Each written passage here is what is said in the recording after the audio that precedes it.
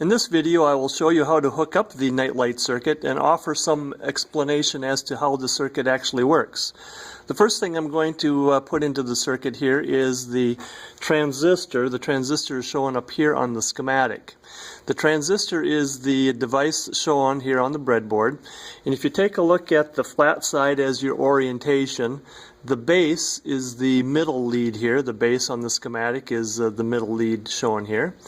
The emitter, which is the leftmost lead, is the lead coming down off of the transistor, and the top lead here is called the collector.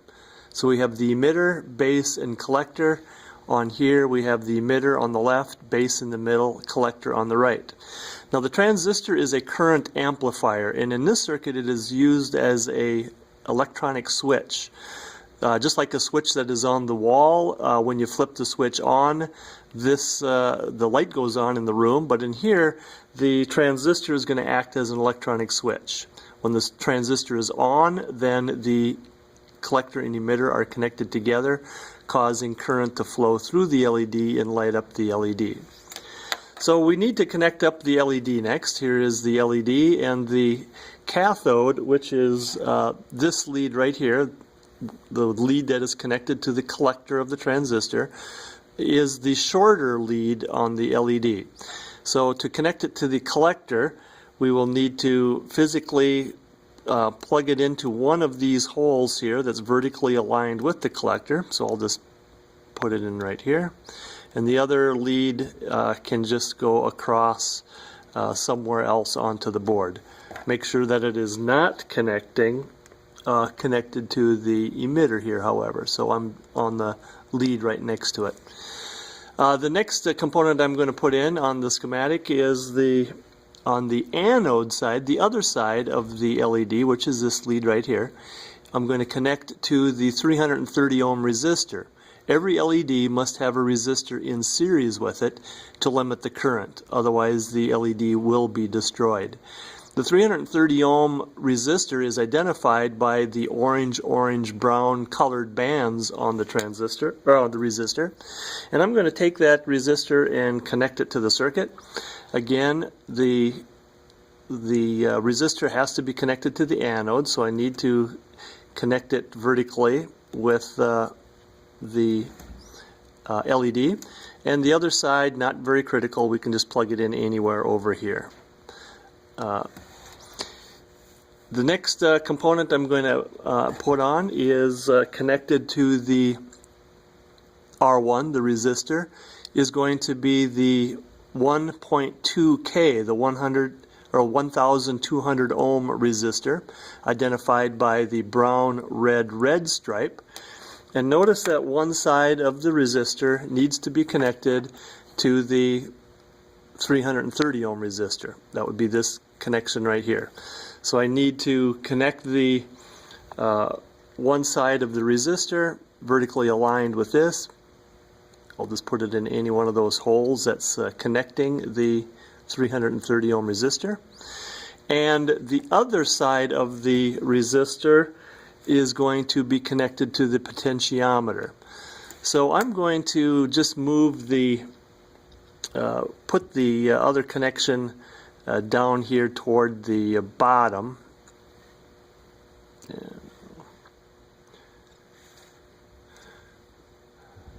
Actually, I'm going to just leave that resistor floating for now because I want to make sure I get the potentiometer in its proper location.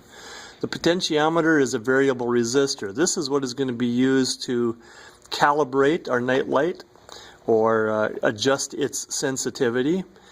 And the potentiometer has 3 leads on it. This middle lead is connected, or is this lead right here on the schematic, and that is going to be physically connected to the base. The base needs to be connected to this middle lead.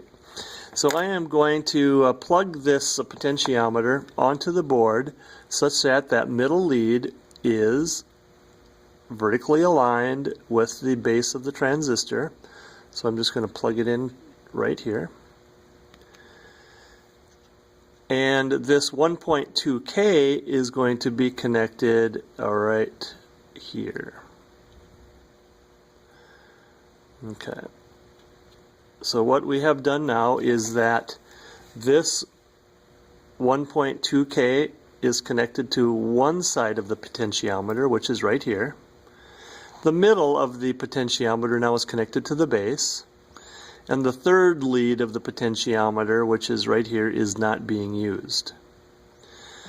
Okay, next we want to connect the photoresistor. The photoresistor is the component that, when it is darkened, the resistance goes up.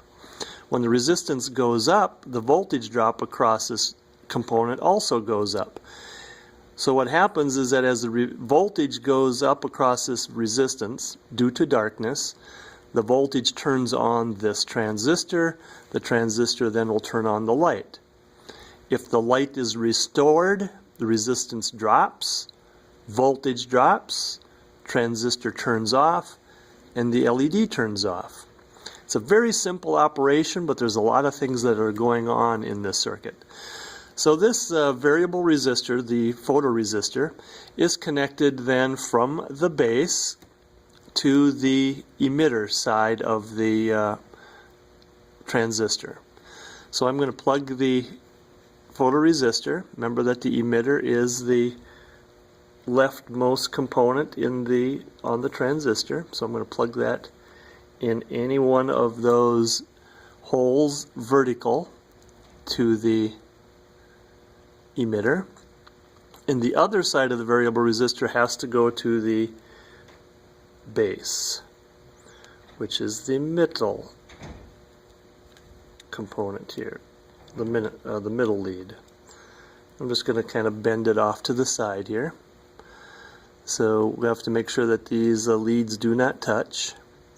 So what we have now is the photoresistor is connected to the emitter right here, and the other side is connected to the base. Also, the base is connected to the potentiometer. So we have this connection right here, these three components connected right here, base to the photoresistor to the potentiometer. The only other part that we have left is the addition of the 9-volt power supply here, the 9-volt battery. So I'm going to, first of all, connect the battery clip to our circuit. Notice that the positive side of the battery clip needs to be connected to the junction of our two resistors, which on our board is right here. So I'm going to get the red lead, which is the positive of the battery, and I'm going to plug it into the junction of the two resistors, the 330 ohm R1 and the 1.2K, which is R2. And the negative side of the resistor goes to the photoresistor emitter connection. So the negative side needs to go to the photoresistor. I'll just plug it in here. Goes to the connection where the photoresistor and the emitter are connected. Now we need to connect our battery and check out its operation. There's only one way to put this battery on. It clips on very strongly here.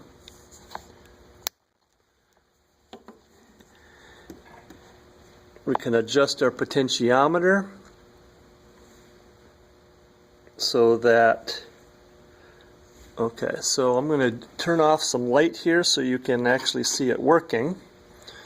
Okay, the potentiometer is adjusted so that, okay, so right now the LED is off, and if I were to cover the photoresistor, the resistance goes up, causing the voltage drop to increase from emitter to base, turning on the electronic switch, the transistor, which then turns on the LED. So this is where you want to be right now with your adjustment. You just adjust the potentiometer such that the LED just goes off. If I turn it, the LED will come on, but we want to turn it so the LED is off. Then when you cover the resistor, the LED will come back on again. Also in the lab job, it refers to an incandescent light. Now the incandescent light is like a light bulb. This is what an incandescent light looks like. The incandescent light is a light bulb that has a filament. A filament is a very small wire that when a lot of electrons flow through that wire, it gets so hot that it glows. Now the key is that it gets hot, which is a waste of energy as far as light is concerned. A light bulb is used for light, not for heat. And also in the lab, we refer to the 300 or the 33 ohm resistor, the orange black. So when you get to the incandescent part of the lab, what you need to do is remove the LED, replace it with the incandescent light. The incandescent light can go in either direction, it's not polarized. Remove the 330 ohm resistor and replace it with the orange black.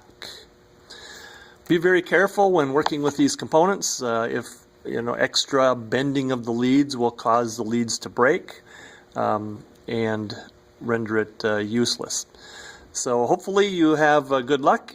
This is a wonderful experiment, I think, to get you involved with a little bit of electronics. Thank you.